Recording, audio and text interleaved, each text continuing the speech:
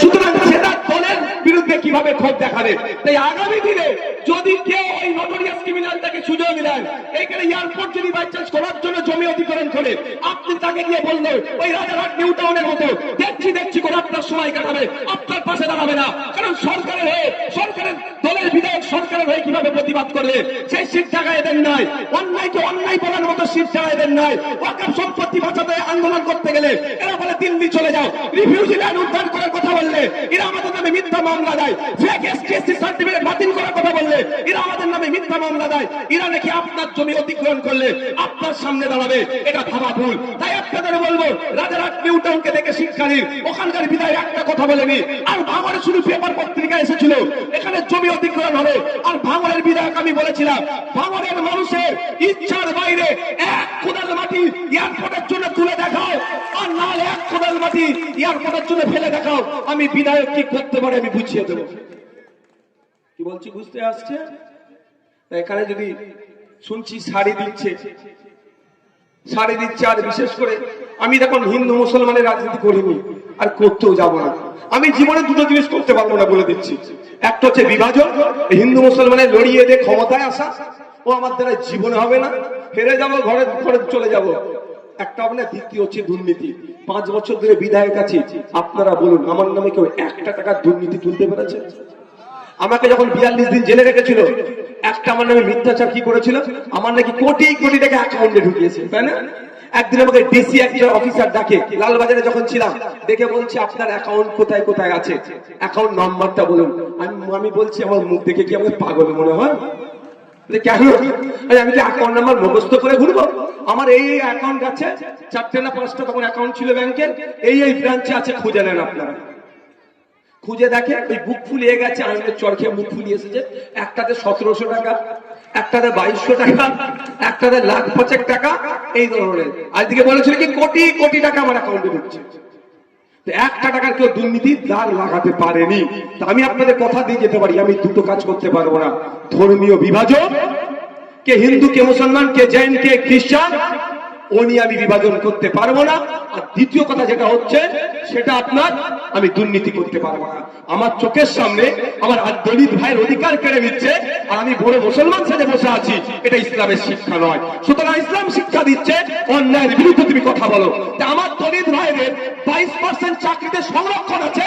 এই রাজ্য সরকার যে দলিত নয় তার হাতে দলিতের সার্টিফিকেট দিয়ে প্রকৃত দলিত ভাইদের মায়েদের চাকরি চুরি করে নিচ্ছে। নওশাদ সিদ্দিকী চুপ করে বসে থাকতে পারবে না। বিধানসভার মধ্যে দাঁড়িয়ে মন্ত্রীকে প্রশ্ন করে মাথা ঘাট করে দিয়েছে বলে আমার উপরে এত রাগ হতো। আমার উপর রাগ কেন? আমি যে শুধু মুসলমান মুসলমান মুসলমান করতাম, আমাকে ডিস্টার্ব করতো না। রাগ হয়ে যাচ্ছে তাই, তুই মুসলমান হয়ে হিন্দুদের কথা কেন বলবি? কিন্তু আমার সামনে হিন্দুর উপরে অত্যাচার হবে, আমার সামনে রুমা ওরা আমার দলিত মাতার উপরে অত্যাচার হবে, আমার সামনে বিশ্বজিৎ মন্ডলকে খুন করবে, আমি চুপ করে থাকতে পারি না। আনিসকে খুন করলে আমার যতটা বুকে ব্যথা লেগেছে, বিশ্বজিৎ মন্ডলকে খুন করেছে, শিকারি মুড়াকে খুন করেছে, অতটা আমার বুকে ব্যথা লেগেছে। তাই প্রত্যেকটা খুনের বিরুদ্ধে আমি লড়াই সংগ্রাম করছি এবং তাদের পরিবারের পাশে থেকে লড়াই করব বলে সে আশ্বস্ত দিয়ে এসেছে। আমাকে বলছে আমার রাগ কেন? আমার চোখের সামনে আদিবাসীদের অধিকার কেড়ে নেবে, আমি চুপ করে বসে থাকতে পারবো না, আমার দ্বারা হবে না। আর ওই জন্যই আমার নামে 17খানার মামলা দিয়েছে। বিধায়কদের মাইনে 1,21,000 টাকা। সব বিধায়করা দ্বিতীয়বার যারা আবার কন্টেস্ট করছেন, আমিও করছি, অন্যান্য বিধায়কদের ইনকাম বেড়েছে, আর ভাঙড় একটা পচা বিধায়ক তোমরা পেয়েছো, আমার ইনকাম কমে গিয়েছে। কি গো, তাছাড়া কি আমি বিধায়কই হতে পারলাম না? সব বিধায়কদের ইনকাম বাড়ে, আর আপনারা এমন এক বিধায়ক তৈরি করেছেন। আমি বলছিলাম পেপার পত্রিকা দেখুন না, বলছে ভাঙড়ের সংযুক্ত মোর্চার বিধায়ক নওশাদ সিদ্দিকীর ইনকাম করে গিয়েছে। এটা গর্বের বিষয়। সারা রাজ্যকে ভাঙড় পথ দেখাচ্ছে যে যাকে আমরা বিধায়ক করে পাঠিয়েছি সে অন্যদের মতো তোলাবাজি নয়, কাটমানি খন নয়, অপরের মাল হারামের আত্মসাৎ করার লোক নয়। সে বরঞ্চ নিজের যে ইনকাম হচ্ছে সেটাও মানুষের জন্য বিলিয়ে দিয়ে তার বছরের শেষে ইনকাম কমে গিয়েছে। গর্বের বিষয়। তাই বন্ধুগণ, যদি মনে হয় বিগত 5 বছর ধরে আপনাদের পাশে থেকে, আপনাদের সাথে থেকে যেভাবে আপনাদের বিপদে আপদে আমি ঝাঁপিয়ে পড়েছি, সার্টিফিকেট থেকে শুরু করে রেকমেন্ডেশনের ক্ষেত্রে যা চেয়েছেন তাই প্রোভাইড করেছি, একটা পয়সা নিইনি আর নেবও না, অত আকার আমার আসেনি। ওই দিন যদি আসে তারা আমার মৃত্যুবরণ করে নিয়ে আমার জন্য শ্রেষ্ঠ হবে। যদি আগামী দিন যদি মনে হয় আপনার বিপদে আপদে আপনার সামনে দাঁড়িয়ে আপনার হয়ে আইনসভার মধ্যে আইনসভার বাইরে এবং আইনি লড়াই করার জন্য আপনি যদি মনে করেন যেখানে আইন তৈরি হচ্ছে ওখানে নওশাদ সিদ্দিকীর মতো ছেলেকে আবার পাঠানো দরকার, তাহলে বলবো একটু আমি ভালোবাসার জায়গায় আমি অভিমানের সুরে বলবো 2021 সালে আমি এখান থেকে সেই অর্থে ভোট পাইনি, কারণ আমাকে তারা পরীক্ষিত, তাদের কাছে আমি ছিলাম না। এই 5 বছরে নিশ্চিতভাবে তারাও আমার কাজকর্ম চলাফেরা বক্তব্য আমি কি করতে চাইছি তারা যথেষ্ট আজকে উপলব্ধি করতে পেরেছে। এই দাবি রেখে গেলাম এখানে যে 2021 সালে আমি কম ভোট পেয়েছি, 2026-এ ওই বিগত দিনে কম ভোটটা এইবারে পূরণ করে মার্জিনটা এখান থেকে বুথ থেকে ডবল করতে হবে। এমনিতেই আমি যতটুকু ঘুরছি দেখছি আলাদা একটা বাড়তি উদ্দীপনা আছে, মানুষ প্রস্তুত হয়েছে, মানুষ রেডি হয়েছে, যেবারে ভোট দিতে হবে নওশাদ সিদ্দিকী যেখানে যেখানে যাচ্ছে। গতবারে অনেক জায়গায় গিয়েছি, এবারে রিপিট করেছি। তখন যে মানুষের মধ্যে উদ্দীপনা ছিল না এখন সেটা লক্ষ্য করতে পেরেছি। আগের দিনে তুষার বাবু প্রাণগঞ্জ অঞ্চলের কলোনি পাড়ায় নিয়ে নারায়ণপুর অঞ্চলের কলোনিতে নিয়ে গেলেন। গতবারে কলোনি আমিও গিয়েছিলাম, খুব বেশি হলে তো 2-10 মানুষের সাথে আমার দেখা হয়েছে, হাই হ্যালো হয়েছিল। এবারে অন্তত 200-র উপরে মানুষ আমাকে স্বাগত জানাচ্ছে। এটা আলাদা একটা সিমটম আমি দেখতে পাচ্ছি যে মানুষ প্রস্তুত হয়ে গিয়েছে যে ভাঙর একটা নতুন ইতিহাস তৈরি করবে। 2021-এ স্রোতের বিপক্ষে গিয়ে ভাঙর ইতিহাস তৈরি করেছিল বলে আজকে রাজ্যের বিভিন্ন বিধানসভা থেকে আলাদা আলাদা আওয়াজ উঠছে দ্বিতীয় ভাঙর তৈরি করতে হবে, নওশাদ সিদ্দিকীর সাথে সাথ দিয়ে আইনসভায় লড়াই করার মতো বিধায়ক তৈরি করতে হবে। আপনাদের ফলো করছে তো 2026 সালে আপনার ফলো করছে 21-এর কর্মকাণ্ডের জন্য, আর 2026-এ এমন কর্মকাণ্ড করুন 2031-এ যাতে ফলো করে। কর্মকাণ্ড এটাই হবে যে নোটোরিয়াস ক্রিমিনাল সমাজ বিরোধী মমতা ব্যানার্জি যাকে সরাসরি বলছে তুই বোমা দিস, ভাঙড়ের মানুষের মাথার উপর চাপিয়ে দিতে চাইছে, কিন্তু ভাঙড়ের মানুষ আশা রেখেছি প্রত্যাখ্যান করবে। কমসে কম 50,000 ভোটে হারিয়ে এখান থেকে তাকে ক্যানিং পূর্বে বিদায় দেবে। এটা প্রমাণ রাজ্যের মানুষকে দেবে যে ভাঙড় রক্তপাত হানাহানি খুনোখুনি নয়, ভাঙড় রক্তদান করে অন্যের প্রাণ বাঁচাতে চায়। সুতরাং ভাঙড়ে কোনো নোটোরিয়াস ক্রিমিনালকে চাপিয়ে দেবে তাকে আমরা মেনে নেব না। আর 2031 সালে যখন রাজনৈতিক দলেরা আবার নির্বাচন আসবে সেই সময় প্রার্থী চয়নের ক্ষেত্রে ভাঙড়কে ফলো করবে, কারণ ভাঙড় 2026-এ জবাব দেবে যে কোনো গুন্ডা মস্তানকে জিতাবে না।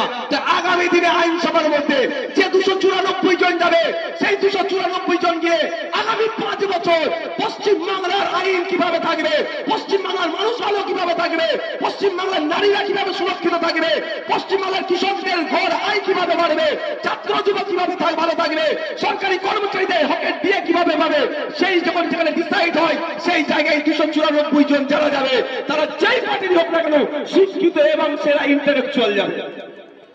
আপনারা যদি এই 2026-এ রেজাল্টটা হতো, রেজাল্ট হবে তো নাকি? আমি আর 2 মিনিট নেবো, অসুবিধা হবে? অসুবিধা হবে না তো? না না না, সন্ধ্যার আসছে। আবার ইভিএম এ কত নম্বরের সিম্বলটা আছে আপনারা জানেন? হ্যাঁ, সবাই বলেছে জানে না তো। কত নম্বরে আছে? আপনাদের মায়েদের বলি, বাপেদের বলি, এবারে ভাঙড়ে ইভিএম হবে দুটো ইভিএম, মানে 2 জায়গায় ভোট দেবেন না, 2 ইভিএম এ একটাই ভোট দিতে হবে। কারণ 2 ইভিএম কেন হবে? 20 জন প্রার্থী এবারে কম্পিটিশন করছে, নির্বাচনে অংশগ্রহণ করেছে।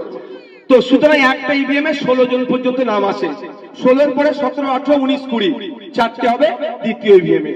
আপনারা কেউ কনফিউজ হবেন না, সিরিয়াল নাম্বার 1, 2, 3, 4, 5 নম্বরে আপনাদের প্রিয় ভাই, যদি প্রিয় ভাই মনে করতে পারেন, বন্ধু মনে করতে পারেন, ছেলে মনে করতে পারেন, যেটাই মনে করেন আমাকে, তার নাম মোহাম্মদ নওশাদ সিদ্দিকী।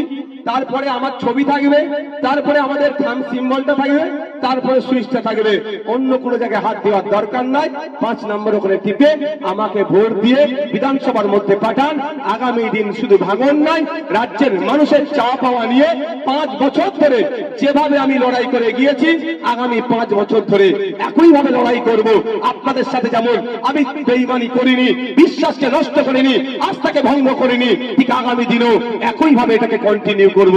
যদি আপনারা সুযোগ দেন। সুযোগ দেবেন তো নাকি? সুযোগ দেবেন তো নাকি? তাহলে কারো প্রয়োজনে পা দেওয়ার দরকার নাই। শাড়ি, বিরিয়ানির প্যাকেট, টাকা যা দিচ্ছে ছাড়বেন না, সব নিয়ে নেবেন। ঠিক আছে? যা দেবেন সব নিয়ে নেবেন। তবে ভুল করে ওই যা দেবে আপনারা তাই নিয়ে নেবেন, একটাও ছাড়বেন না। ভোটটা শুধু কি করবেন? কামচিনে দেবেন। এই ডবল ইভিএম এর ব্যাপারটা আপনাদের পার্শ্ববর্তী যারা এখানে মেসেজ পৌঁছাতে পারেনি তাদেরকে আপনারা জানিয়ে দেবেন। ডবল ইভিএম দেখলে ঘাবড়াবার কোনো বিষয় নাই, ঘাবড়াবেন না কেউ। সকলকে এটা বলে আমি আমার বক্তব্য এখানেই সমাপ্ত করছি। তবে একটা মিনিট। গতকালকে কারিমুলের ওটা কোথায় গিয়েছিলাম? নাগলাতে, আলাকুলিয়াতে গিয়েছিলাম। আমাদের ইমরান একটা ভালো কথা বলেছে, একদিকে বিষ আর একদিকে মিষ্টি। আপনি কোনটা গ্রহণ করবেন? একদিকে কুখ্যাত সমাজ বিরোধী আর অন্যদিকে নারী স্বাধীনতা থেকে শুরু করে, নারীর অধিকার থেকে শুরু করে শিক্ষা, স্বাস্থ্য, কর্মসংস্থানের লড়াই আমি করে যাচ্ছি। আপনারা কোনটা গ্রহণ করবেন আপনাদের উপর ছেড়ে দিয়ে গেলাম। ধন্যবাদ সকলকে।